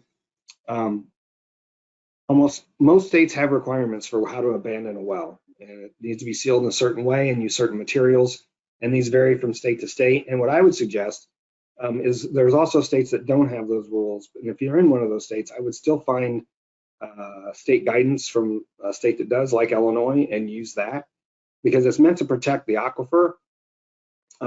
Is the point of properly sealing a well. And so the bottom line is you're using cement or clay as an aquitard inside your well, and then also alternating, a lot of times, at least we do, with gravel or rock chips, so it's not as expensive, to create layers inside the well that make it impermeable for water if it gets in the top. So a lot of times you cut these wells off. If it's a regular drilled well, you might cut it off 4 or 5 feet below land surface. And so you want to have it filled up first with all this material so it's solid, so to speak. And then any water that does migrate down, like if you're using bentonite or clay, once you start putting water in that clay, it expands and seals even better. And so the whole idea is to keep water from migrating down to the aquifer. And if you have an old dug well, which a lot of times that's what we're trying to get rid of, we worked with several groups, health departments and stuff near Macomb, Illinois, and helped seal a well that was in a backyard in town that was only 22 feet deep, and it was a brick-lined well. And we videotaped all that and put it on YouTube, and so you can see what we did there. And they use it as an event for the local health departments to come and get some training at the same time. So does COVID-19 live in water? Can it be transmitted in water? It does not live in water. It's airborne, it lives in hosts, and is transmitted respiratorily, if you will. There's some work going on to see if it might persist in wastewater, like if it's been excreted by a person and goes through, it could be in your septic tank, but so far they've actually found no live virus in any wastewater sampling. There's been a ton of it done. They've only found like the RNA remnants of the fact that people have had it, and so they're not viable viruses. And so as far as in water, it's not transmitted by water. If you're in a community water supply, they chlorinate in the first place, and that would kill them. But even we reached out. The US EPA's website was pretty vague, and so we reached out to the Minnesota Department of Health. We work with them as much as we can because they're a really active health department, and they are really aggressive about private well issues, and in a good way, I mean. They do a lot of work working with their well owners, educating, creating materials that are useful. We use a lot of their materials for our class just because they're that good. And so I reached out to them, some folks I know there, and asked if they would give us a statement that we could put in, in our webinars and our newsletter and things like that. And so, the bottom line is the bottom sentence is really the bottom line here. This applies to private well owners as well as people who get their drinking water from a public water system. So far, there's been no cases like that, and it doesn't seem that it's really likely. And so it's certainly, it is viable. We know on surfaces, like they did a study came out that showed that it can, on hard plastic or stainless steel table, it might last up to 2 days. And so that's why those things are a risk whenever while you're washing your hands all the time. But for it to get into groundwater and then come in through your system just doesn't seem possible or likely. So that's the advice we were given. Sulfur and groundwater. So my brother-in-law has a well in the country, and I hate taking a shower there because of this very issue. That sulfur smell is hydrogen sulfide, so that's why it smells like rotten eggs, and a lot of people have that problem. There are really two sources. One is either you have sulfur in your water from the groundwater formation, and that's likely a bedrock aquifer. The other is from iron bacteria. I'm not sure how all the mechanisms work, but they create hydrogen sulfide and it smells just like that. And so if it's the hydrogen sulfide from bacteria, the solution is to chlorinate and shock chlorinate your well to try to kill the bacteria that are in your well. But in this case, it sounds like the sulfur is actually part of the groundwater, which again, I know exactly what that smells like. And probably the only way to remove it, or one of the most likely ways to remove it, is using continuous chlorine treatment, get a chlorinator. And the thing is, chlorine is an oxidant, which means it precipitates metals. And so it's going to precipitate any iron or manganese in the water, which most groundwater has a lot of both, into solid form. So it's going to create iron and manganese dioxide. And so you'd need a filter to catch that after your chlorinator. And otherwise, you're going to have a lot of staining and scale issues in your fixtures and things like that. So it can be treated. There's a couple other ways I didn't include. One is even trying just to aerate it, but it's only going to take out a portion of that, and it's just not, in the end, it's a much more complicated system because you got to expose the water to air to let it breathe, if you will, and let that stuff come out, and then get it back into a pressurized system. So it's just not ideal. So installing a water well, how must a potable water well be constructed to prevent groundwater contamination from entering? So we had a number of questions from people that were really about installing their own well, including this one is the way I took it. And every state but two has construction codes, which are there to protect both your health and your family's health, and also protect groundwater from contamination. So I know in Illinois, you're allowed to install your own well for yourself. You can't do it for anybody else. You have to be a licensed contractor. And I would say, we look at all the stuff online, trying to find videos that are helpful and all that stuff. And there's a ton of videos out there on how to put in your own sand point or how to put in your own shallow well. And when you watch those, it just makes me shake my head, because it's really, you get what you pay for. You want to build a cheap well, really cheap well, great. If there's anything in the area that can cause health problems, contaminants, you put bug dust on your tomatoes and it's near there. If you don't understand all those issues or what kind of geology you have, you're taking a risk with your health, and it's not worth doing. I think it's really not a great idea.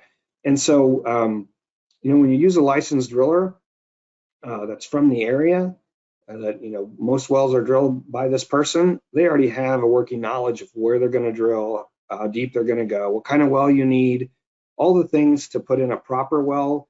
They're licensed. They can have their license taken away if they don't do all the things right. So they follow well code. It ensures that your family is going to have a well that's safe and usable for a long time. We have a lot of sand points in Illinois in areas that are really sandy, and to me it's one of the most contaminated areas in the state, just because it's an agricultural area and it's all sand from the surface down. So everything infiltrates in. Nothing runs off. We see streams there that just disappear because all the water goes into the ground and infiltrates in. It's that sandy. So anything from the surface, any type of spraying, fertilizers, pesticides, all of it, manure, all of it goes in. And so having a well that's right near the surface, a 20-foot sand point is really, what I tell those folks, and I'm talking about Mason County, Illinois, it's about 100 feet of sand to bedrock. And the water level in that aquifer is in some places less than 4 feet. So it's almost all saturated. I tell them if I was going to live there and have a well, I would put my well right at the top. I'd put the screen right at the top of the bedrock, because sand is a natural filter, but water needs to run through it for a distance to be, quote, filtered. And so if you have your well screen from 96 to 100 feet, that water is going to be a lot cleaner than the water from a sand point that's at 20 feet. and that's just the way it is. So the fact that you have a sand point means it's a shallow aquifer that's more susceptible to contamination in the first place. Impacts from a pond. We have a pond down the hill from our well. That well, would that also be a problem for contamination? Well, it really depends, but typically groundwater flow in the shallow water table follows the landscape. So if you're on a hill, water is likely flowing down towards the pond at least the shallow aquifer. And I don't know what kind of well you have, but what really matters is the water level between your well and the pond. And what I've said here in the first bullet is, if the water level in your well, even when it's pumping, is higher than the water level in the pond, then the aquifer you're getting your water from is actually flowing towards the pond and discharging. You may have a seep somewhere on the side of the hill because water's trying to flow from high pressure to lower pressure so that it's all equal pressure. And so that's one consideration. It also depends on what kind of geology you have. If it's all rock from the surface on down, then it's more likely that the pond leaks, if you will, that there's fractures that intercept the pond, and so then it'd be more of a risk. How high up on the hill are you? If you're 120 feet higher than the pond and your well's only 60 feet deep, you're likely not to have a problem because, again, you're well above the level of the water in the pond. So it's not flowing towards your well, it's flowing away towards the pond. So, it depends on those considerations anyway. Yeah. Gen X contamination. So if an area is known to reportedly to have Gen X, would a whole house reverse osmosis system be able to protect the well owner? So Gen X is one of the PFAS chemicals that was actually developed as a replacement for PFOA, which is one of the ones they find most often. And Gen X is used for Teflon coating and things like that. But it turns out that after the fact, there's a big problem in, I think, Virginia, where a bunch of Gen X got into a river and a water supply downstream of that. The whole town got contaminated, their water supply. But it turns out it's no different than when I had PFOA as far as it's persistent. And a lot of this is still ongoing. And that's really the message I want to leave everyone with is, you hear a lot in the news about PFAS chemicals. There's hundreds of them. They're still trying to study what their health effects are in some cases, how persistent they are. Some of them have different health effects. Some of them need different kinds of treatment. And it's just, there's not enough known. And EPA's been at this for, a year and a half or more, 2 years trying to so some things are coming out, but it's early in the game. There's not a health standard per se as a MCL, a maximum contaminant level set by the EPA for the Safe Drinking Water Act in place, and there won't be for years. But there are health messaging things out there, and some states have passed their own rules. I believe New York has a rule for PFAS chemicals, but it's only for certain ones. So you need to pay attention to what's going on. And I'm going to show 2 more slides related to this, but I do want to mention that, most of the time our advice to people is if you're treating a contaminant then that would use RO, a lot of times, like for arsenic, we would tell people that you don't need whole house RO. It isn't really absorbed through the skin. It's ingested. And so as long as you've got an RO for your kitchen tap or a separate tap that for your drinking water and cooking water, with arsenic, it's not a problem per se to take a shower in that. But for PFAS chemicals, I honestly don't know. And you should talk to your doctor and county or local health officials about what that means or ask them to find out. Because what I do know is a whole house RO is really expensive to buy, and it's also really expensive to run because I think it's a 5-to-1 ratio on water that goes to waste to water that's actually in use, and that may be high, but you're wasting an extensive amount of water. So even because that's just the way the system works. And I'm not a treatment expert, but I do know you're looking at quite an investment, I think, if you do whole house. But if it's necessary, that's necessary. And that's the thing I'm not sure of. And because I'm not a health professional, I can't give you a straight answer here. Somebody else hopefully can. So resources, and I put in yellow at the top here. If you just Google treating PFAS in drinking water, this page is going to come up near the top. But they've got a whole PFAS page, a set of pages. And this one even, or the main page even talks about Gen X specifically. So there's information there.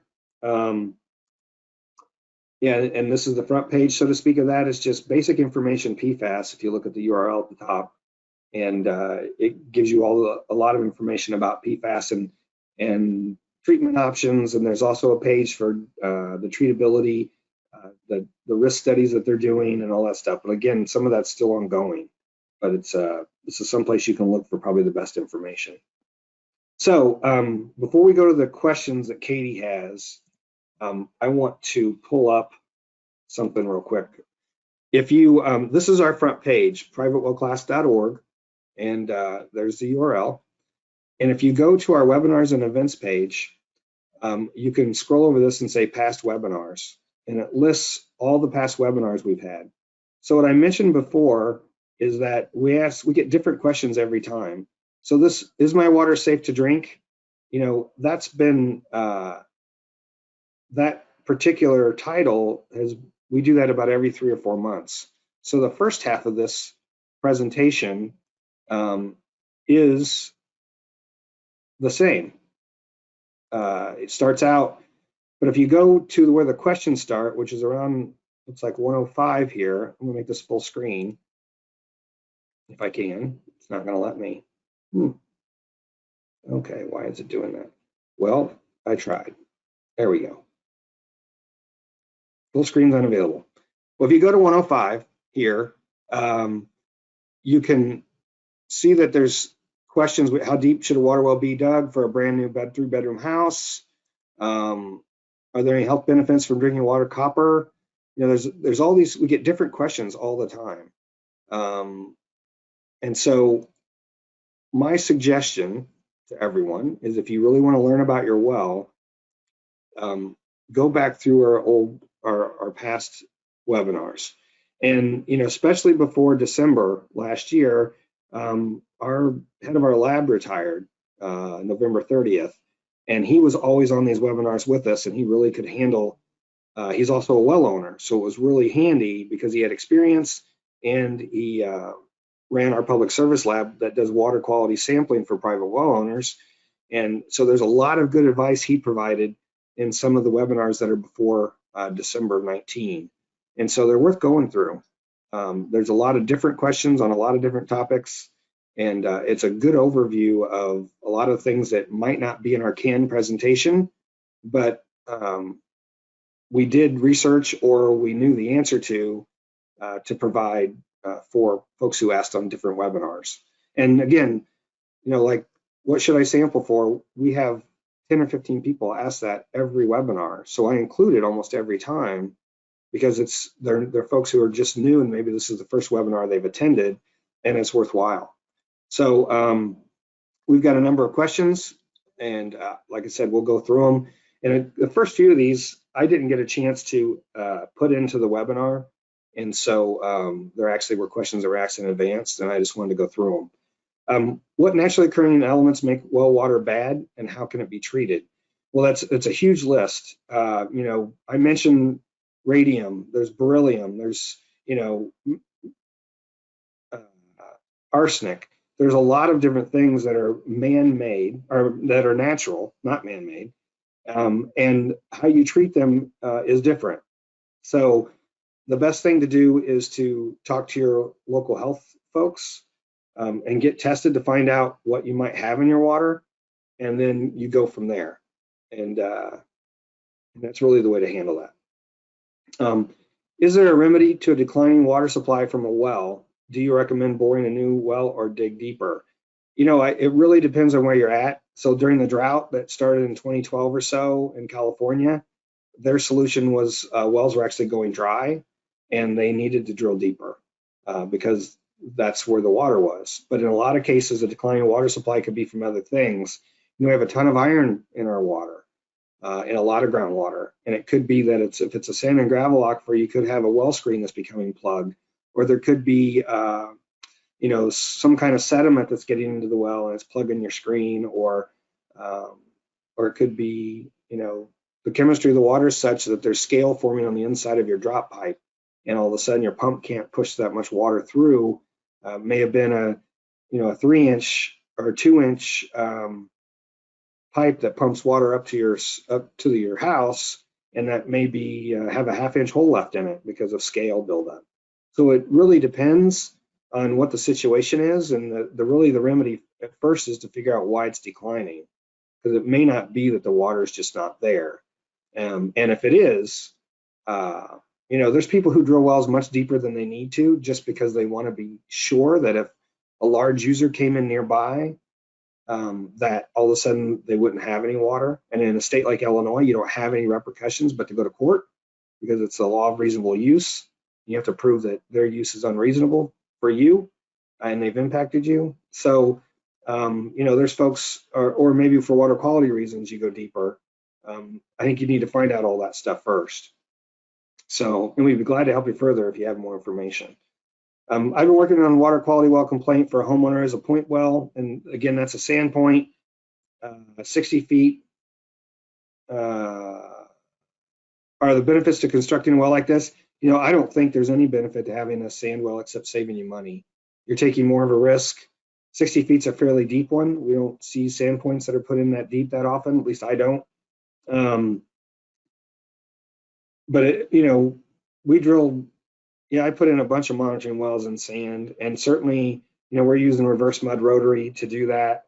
And it's more tricky because you have to basically cake mud on the edges of the borehole to keep the sand from caving in. You also have to keep the head in the well as you're drilling higher than the water level in the aquifer, so the water wants to flow out into the aquifer instead of come into the borehole. And sometimes that's tricky, but people drill in sand all the time.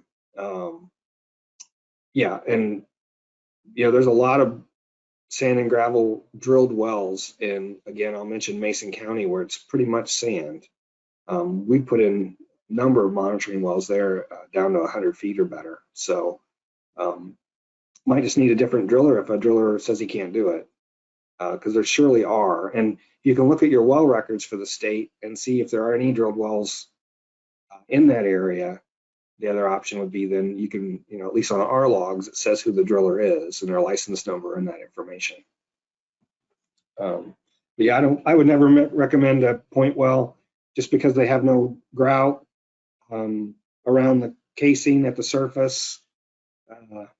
It's typically sandy and they're typically shallow, and those are most susceptible to surface contamination. And I should probably make this bigger. I apologize. Let me do that real quick.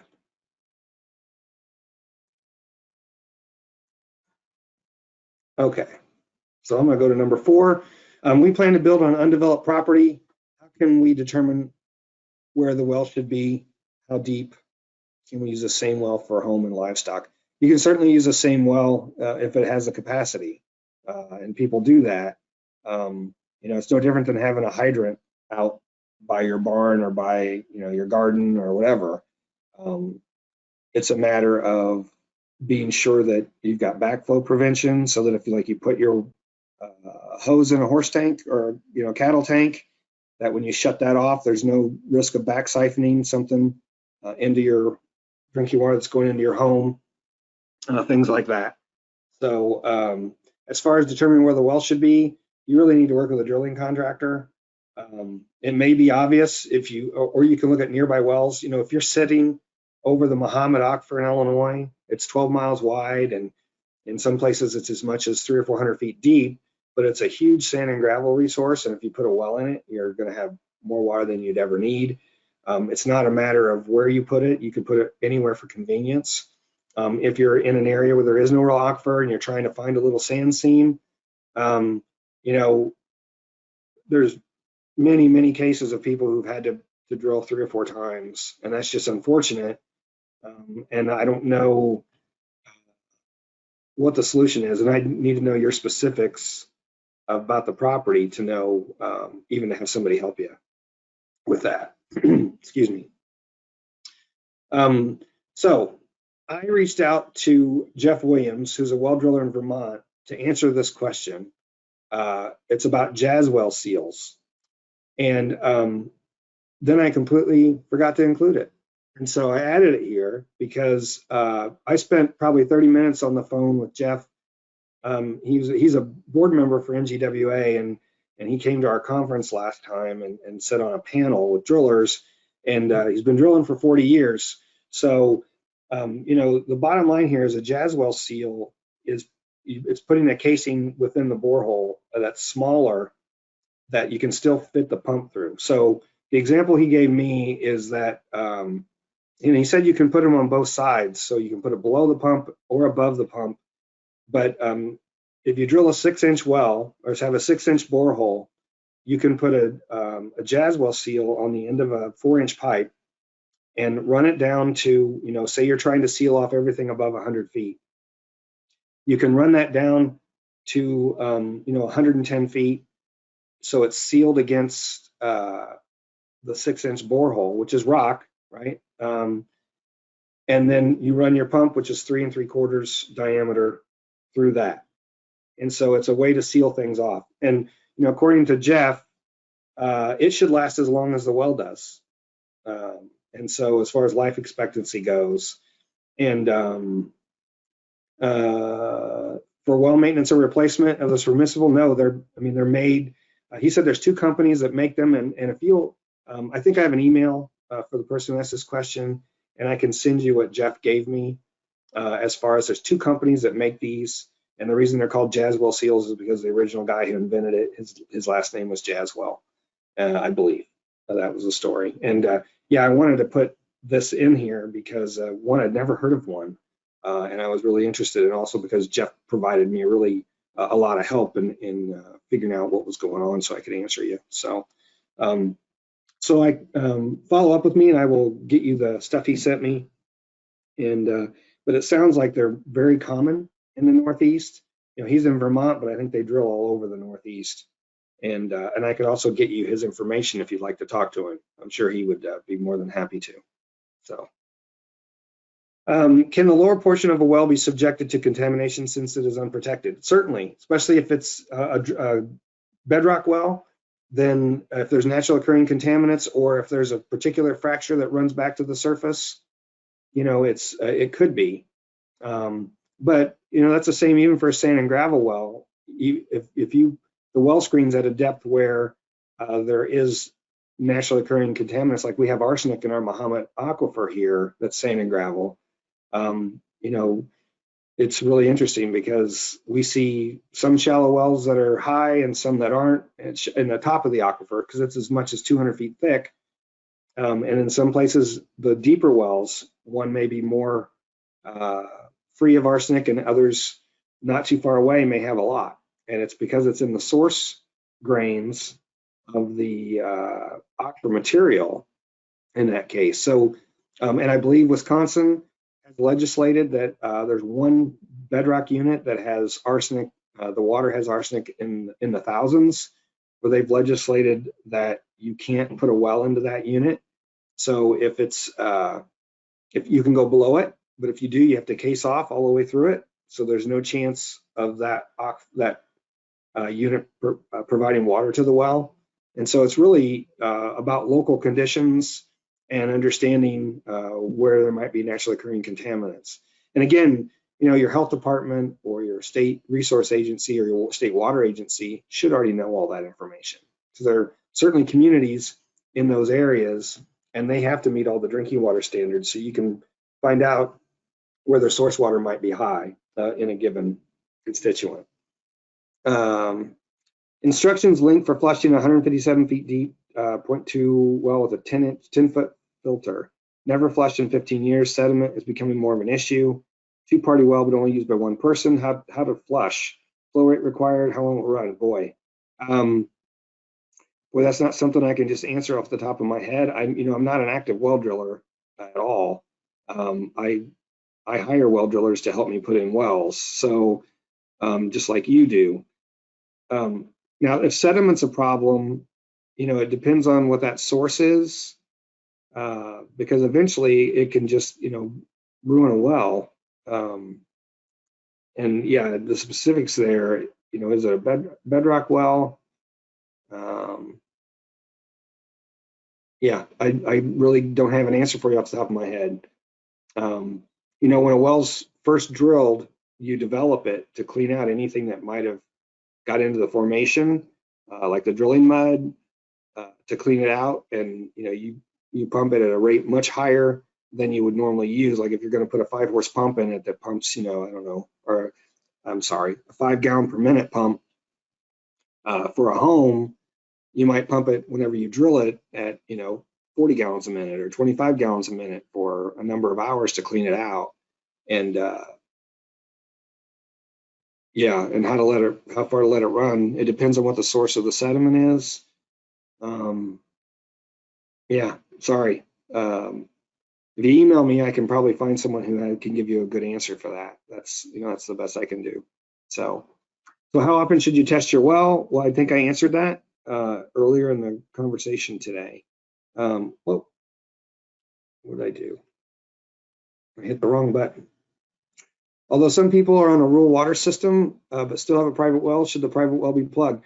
It used to be when there's, because we, as a quasi-state agency, we write letters of support for areas that really need to have a rural water system. So we have some karst areas in Illinois where 80% of the private wells have E. coli problems because of sinkholes and livestock, and there's really no way to avoid that issue. So if you have a private well, you almost have to have continuous disinfection or go on a rural water system. So I personally have written letters for federal grants for some entities trying to start a rural water system in that respect.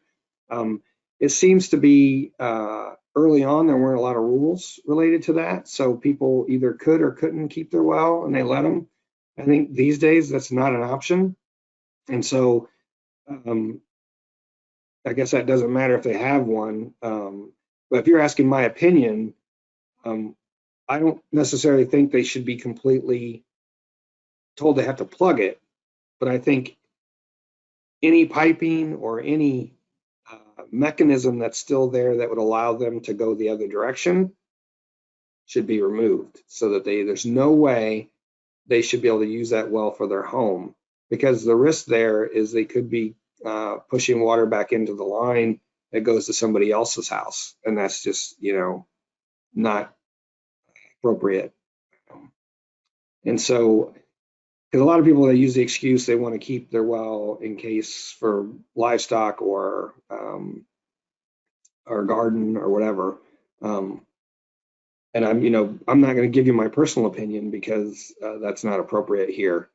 But regardless, there should be no way for a private well to impact the rural water system water quality. That's what should be done for everyone's protection. So, what effects do landfills have on wells? I'm going to hang on here. Let's move that down here. We live between a landfill and a river, so it seems like we may be vulnerable to contamination, as the groundwater could be flowing through our properties to get to the river. It depends. It depends on how deep your well is and where the aquifer is. It could very well be. The landfill may be in the upper 80 to 100 feet where it affects things. Your well could be cased off to 300. And it's a deep aquifer that has, like the one picture I showed with the different scales of time for how long water takes to recharge and move through. If you're in that very deep aquifer, that river has nothing to do with your water. And so it really depends on your specific situation.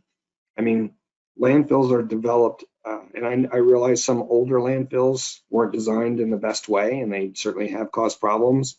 But today, with all the regulations in place, they're designed to keep everything on site. And I'm not saying that always happens. I don't know. That's not my area or my field. But it kind of depends on, one, if your well Yeah, it really depends on your situation. So you should ask your local health department and your extension person if they have any thoughts on that in your area.